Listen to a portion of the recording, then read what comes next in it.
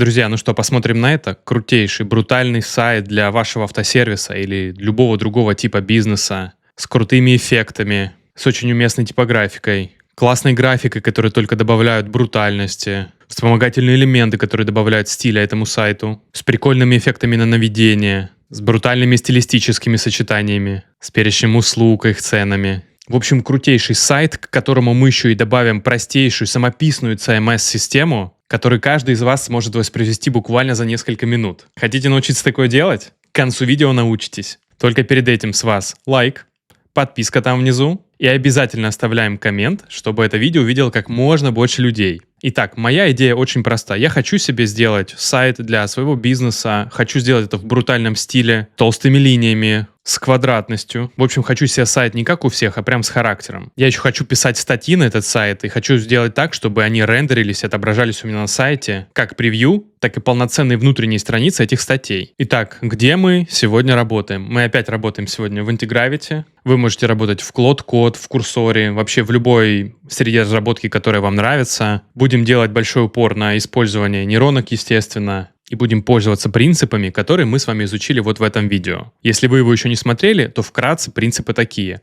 Принцип первый. Мы не стремимся сразу создать весь сайт. Сначала мы ищем референсы. Это могут быть другие сайты, это могут быть картинки, стиль которых мы считаем уместным, которые нам нравятся. Мы набираем эти референсы и кладем в нашу папочку проекта. Принцип номер два. Сначала мы создаем только hero-секцию, то есть главную секцию на нашем сайте, и до тех пор, пока мы ее не посчитаем клевой, мы не двигаемся дальше. Мы не создаем дальнейшую структуру нашего сайта. И только когда первые два принципа выполнены, мы переходим к шагу номер три, мы начинаем наполнять оставшуюся структуру нашего сайта и досоздавать все оставшиеся недостающие элементы. Ну что, погнали за референсами. В прошлый раз мы использовали и обсуждали разные источники вдохновения, где мы можем брать референсы hero-секции и остальных.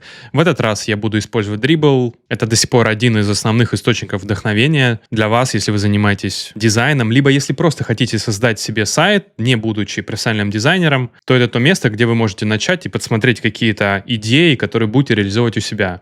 Я ввел слово брутализм прямо в поиск Dribbble и вижу тут стили, которые меня прямо устраивают. Вот этот классный стилечек, я бы его точно себе взял. Я его беру, просто копирую, возвращаюсь в Antigravity, нажимаю просто в самом корне проекта Ctrl-V, вот моя картинка сюда попала. Возвращаюсь в Dribbble, закрываю. Вот, отлично. Да, тот стилек, который мне тоже нравится. То же самое. Забираю, кладу сюда, возвращаюсь дальше. Таким образом, моя задача подобрать несколько референсов, которые я считаю уместными. Вот этот хороший, да, вот этот очень уместный, вот этот мне нравится. В принципе, на этом мы можем закончить. Один из принципов, который я заметил, работает всегда хорошо. Сначала мы пытаемся создать нашу работу в максимально простых технологиях. Как вы видите, я даже написал отдельный workflow, который упоминает, что давай сначала будем использовать только HTML, CSS и JavaScript. Причем я прошу это все оставить в одном едином файле, чтобы после того, как он будет создан, я уже смог его развернуть дальше, например, сделать себе Next.js проект с фронтендом, с бэкэндом. Поэтому я нажимаю слэш, выбираю свой первый workflow, то есть весь промпт, который есть внутри этого workflow, сейчас попадет в мой промпт, и дальше дополняю. Привет, смотри, я тебе сейчас положил картинки прямо в корень нашего проекта. Твоя задача — создать только главную секцию на основе изображений, которые я тебе дал. Проанализирую, каким образом они выглядят, проанализирую стиль, то есть меня интересует брутальный стиль с жесткими сетками, Bauhaus. Пытайся наследовать этот стиль максимально и предложи мне решение. Видим, как исполняется команда, давайте подождем, что предложит нам нейронка. Видим, как он пытается нам создать hero-секцию с жесткой сеткой в стиле Bauhaus. Класс. Ну что, нейронка говорит, она готова. Она использует монохром, цветовую палитру, жесткую типографику, четкие сетки, черно-белое изображение архитектуры. Круто, ну уже не терпится посмотреть. Давайте открывать. Так, ну вот наш результат, что мне очень нравится. Вообще говоря, если честно, это выглядит очень крепко, даже с первого раза. Классные моноширинные фонты, крутые выносные элементы, которые притягивают свое внимание. Да, анимации. Если честно, это реально выше моих ожиданий. Работа над чистым HTML, CSS и JS всегда работает хорошо, но это реально выше, чем я ожидал. Так, ну что, давайте продолжать. Мне интересно сейчас итерировать, потому что эта история сейчас не похожа на мою исходную идею. Я буду добиваться того, что основная тематика сайта должна быть современный автосервис. Я очень люблю сочетание градации серого с красным или синим, причем с определенными оттенками. Сейчас я буду пытаться добиваться этого результата, сделать hero-секцию, которая меня устроит, а потом мы ее будем уже докручивать до остальной структуры сайта. Так, ну что, прошло буквально 5-6 итераций. Я докрутил эту секцию до вида, который меня устраивает. Сейчас вам его покажу. После этого я сразу создал структуру для Next.js проекта. Я вам тоже про это все расскажу, не переживайте. Так, ну вот этот брутальный стиль уже совершенно то, что мне нравится. То есть офигительные красные цвета. Наверное, чуть перенасыщенные второстепенные фонты, но как будто бы окей, сойдет. Классная кнопка «Записаться на ремонт». Иконки не совсем подходят, то есть тут явно должны быть более брутальные, угловатые. Но опять же, для нашей итерации пойдет. Классно подобранное изображение, очень классный эффект черно-белый, который превращается в цветной при наведении. Вот тут классные кнопки. Ну, в общем, топ-топ, мне очень нравится. Теперь моя задача вернуться в Antigravity и досоздать остальные секции, которые я считаю местными, которые я хочу, чтобы присутствовали у нас на сайте. То есть я хочу, чтобы было точно пару центральных проектов. Например, мы меняли трансмиссию или движок на каком-нибудь автомобиле. Это должно быть классно, сочно, чтобы было сразу видно, что потенциал у нашей компании большой. Поэтому я сейчас вернусь в Antigravity и прямо опишу все, что я хочу, а дальше уже вам покажу результат. Так, ну что, мне это заняло еще несколько итераций. Мы поменяли заголовки, мы поменяли иконки, ценностное предложение поработали над этим. Ну, над разными другими секциями тоже. Давайте посмотрим, что из этого вышло. Так, ну что тут, да, брутально, круто. Блин, очень классная секция. Мне нравится, что тут как раз нету никаких анимаций, все очень резко, четко происходит. Вот эти вспомогательные элементы просто бомба. Так, мы сохраняем стилистический прием, мы при наведении превращаем черно-белые картинки в цветные, сохраняем те же самые стилистические элементы, классные акцентные шрифты. Обратите внимание, при наведении красное выделение очень мощно и сочно смотрится. Классная тачка. Мне очень нравится эффект, что это очень дешево. При наведении кажется, что она зажигает свои фонари задние. Очень дешево и эффектно. Правда, тут написано, что это Mercedes. Ну ладно, прости мне нейронки, это можно будет поменять. Дальше она добавила секцию «Мои мастера». Очень классное стилистическое решение, но на эту секцию у меня особые виды. Я хочу ее превратить в наши достижения. И здесь рассказать про еще большее количество проектов, которые мы закрывали. Очень классный прайсинг. Давайте посмотрим, как это все смотрится на мобилке. Да, класс, все хорошо играет. Да, здесь тоже все классно играет, работает. Да, эта секция тоже в порядке.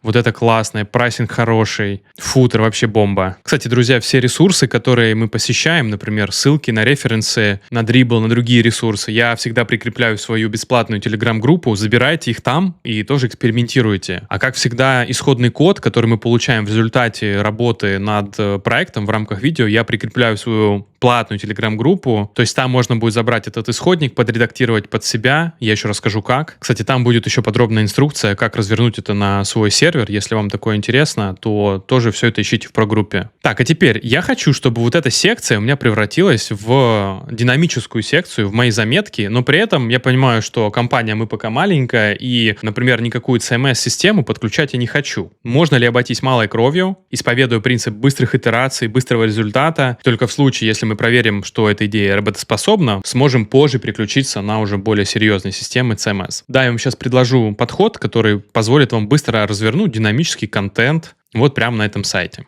Как вы наверняка знаете из предыдущих видео, я большой фанат Obsidian. Я сам постоянно пользуюсь им для своих заметок, и сейчас мы сделаем мега неочевидную вещь. Я прямо в корне своего проекта создаю каталог, который называется Posts. Внутри создаю еще два каталога. Один назову Drafts, и еще один назову Public. И теперь открываем Obsidian. Я открываю свой Obsidian, нажимаю «Открыть папку как хранилище» и нахожу здесь папочку Posts, которую мы только что создали в Antigravity. Открываю ее. И как вы видите, вот мой Obsidian готов работать с этой папкой. Сразу создаю новый файл, который называю Template, и задаю ему очень четкую структуру. Делаю отбивку, здесь говорю Name, потом говорю Date, говорю After и закрываю эту секцию. И она превращается у меня в секцию, очень похожую на секцию в Notion. Это умолчательный плагин Obsidian, соответственно, мы теперь сможем заполнять очень удобно эти значения буквально за пару секунд.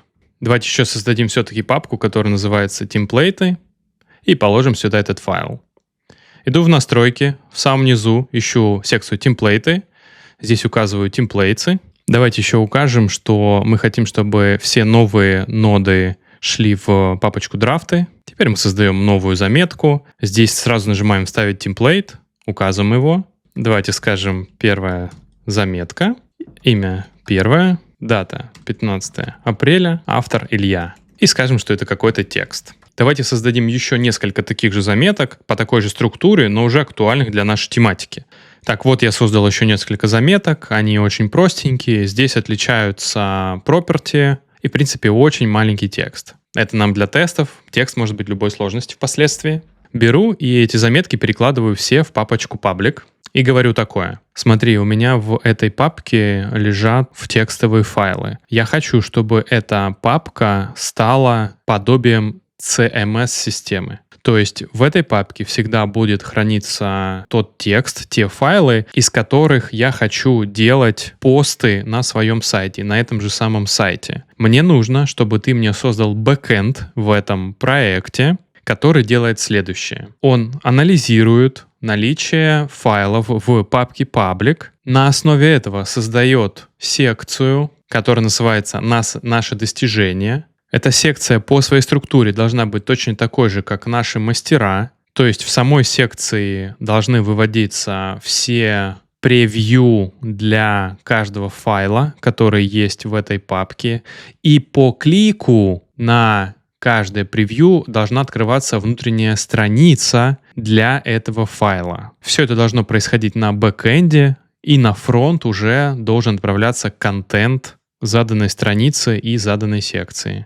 Так, ну что, смотрим, каким образом нейронка нам разберется с этой историей. Ну что, Antigravity говорит, что он готов. Давайте буквально быстренько пробежимся глазками по тому, что он сделал, чтобы в общем и целом оценить, насколько его действия были адекватными. Да, он говорит, я буду забирать из папочки public и буду эти файлы воспринимать как новые посты. Я создам новый API root для того, чтобы получать все посты, и создам отдельный API вместе со слагом, то есть с идентификатором конкретного поста, чтобы рендерить пост на основе заметки, которую мы создали. Да, ему понадобится рендерить что-то на бэке, естественно, чтобы брать наши заметки, превращать это в посты и отдавать уже готовый HTML на фронт. Видно, что он здесь сделал колоссальную работу. Да, мы перепроверим, что у нас появился отдельный API root для наших постов, отдельный вместе со слагом, то есть с ID-шкой поста для рендера отдельных страниц. Круто. Ну давайте уже пойдем на сайт и посмотрим. Так, я открываю свой сайт на localhost, смотрим. Да, здесь все как было раньше, все красиво. Вот она, наша старая сетка, наши мастера. И вот добавилась сетка наши достижения. Ребята, ну, во-первых, это стилистически это очень круто. Он забрал все 6 заметок, подготовил секцию, очень классные, уместные анимации, минималистичные, мне очень нравится. Прокинул сюда автора, дату создания. Ну что, давайте нажмем на карточку.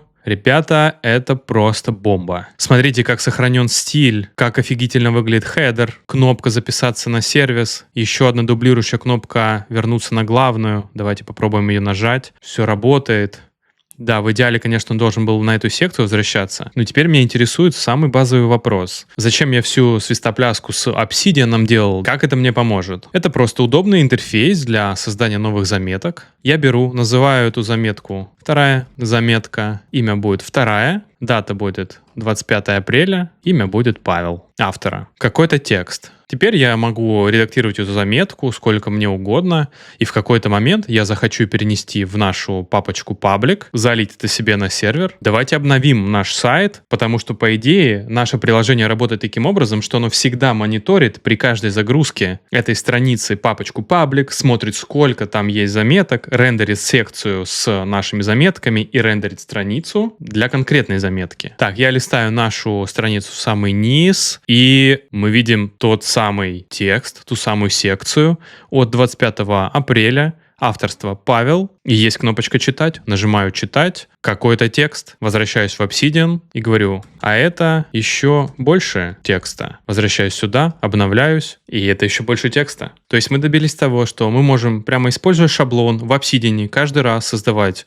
новые заметки в папочке Drafts, работать над ними. В тот момент, когда мы посчитаем, что они готовы, перекидываем их в папочку Public, заливаем одной кнопкой это все на сервер, и теперь сервер будет рендерить уже обновленный контент на нашем сайте. Конечно, это промежуточный вариант. При росте вашего бизнеса, чего я вам, конечно, желаю, вам понадобится подключать полноценную CMS-систему, а для того, чтобы быстро начать, это вполне себе классный вариант. Еще обратите внимание, он выводит количество статей, очень мило с его стороны. Еще я вам пообещал показать, каким образом вы можете адаптировать этот сайт под себя, допустим, если вы хотите заменить тут хедер, фотографии, например, ваши тексты. Я бы, кстати, не особо советовал вам менять структуру, либо сами шрифты, потому что сейчас они играют вместе очень хорошо, но что точно можно делать, например, менять цветовые сочетания. То есть в какой-то момент вы забираете архив с исходниками и делаете следующее. Здесь внутри есть крутейший скилл UI UX Pro Max. Им можно пользоваться для того, чтобы создавать новые страницы. Помимо этого, в нем есть составляющие части, которые представляют собой ценность отдельно в том числе. Крутость этого скилла в том, что здесь, в принципе, собраны некоторые бронебойные варианты, бронебойные сочетания, типографики, цветовых палитр, шрифтовых пар, размеров шрифтов, межстрочных расстояний, для того, чтобы нейронка могла ориентироваться четко на какие-то заданные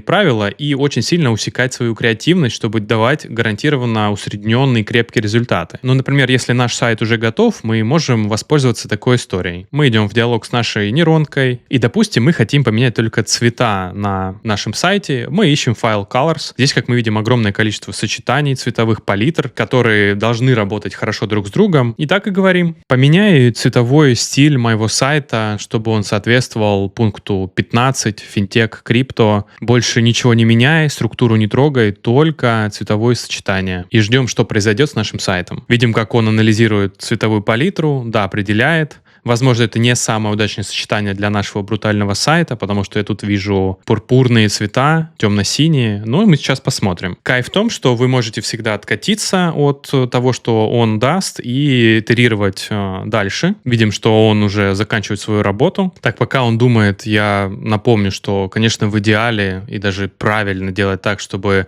каждые значимые изменения и результаты, которые вам нравятся, вы коммитили в гид. Соответственно, вы можете обеспечить таким образом контроль версий. И оттуда же с помощью гита вы сможете разворачивать этот сайт на своем сервере. Поэтому обезопасьте себя и заливайте каждую версию, хорошую версию в гит. Так, ну что, нейронка говорит, что она готова. Давайте посмотрим на результат. Да, это точно те цвета, которые мы обсуждали в палитре. Да, сайт стал темным. Я, конечно, больше люблю светлые палитры, но обратите внимание, что выглядит все очень крепко. Таким образом поменялись в соответствии с цветовой палитрой теперь наши наведения. Да, вот тут смотрите, как прикольно все выглядит. Давайте провалимся вовнутрь, посмотрим, что внутри. Внутри тоже изменены все.